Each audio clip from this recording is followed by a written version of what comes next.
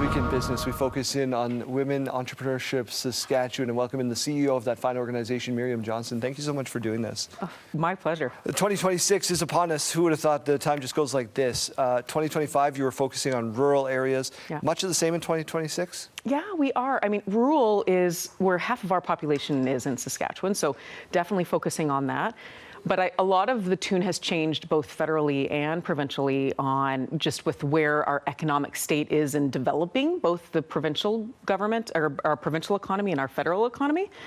So a lot of our work right now is actually also going to really showcase women-owned businesses and to kind of say, you know, it wasn't until 1974 that women could get a loan with a male cosigner. It wasn't until 1988 that women could receive a business loan without a male cosigner. Seems wild, doesn't it? It's wild. So that's why we're within one generation of trying to help grow and scale women-owned businesses. And so what we have is a women-owned business database.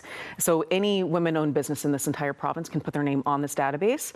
But we're also encouraging larger corporations to commit to what we call a charter champion program that commits to supporting women-owned businesses through their procurement process. So that's a huge push for us this year. How important is that connection?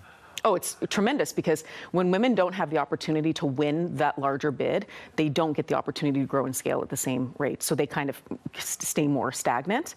When they are able to then win these larger bids, that's when scale happens. And so we're really trying to encourage not only women to get their names on and to go for things like this, even if it's a tier 2 spend. And what that means is sometimes their business might go into a larger RFP with a larger organization, but they're the support. They still are able to grow and scale through that. What's the environment like out there for women? Are they more encouraged than they've ever been? You know, starting a new business? Because it's a daunting task for anybody, male, female, or otherwise. I think I will speak.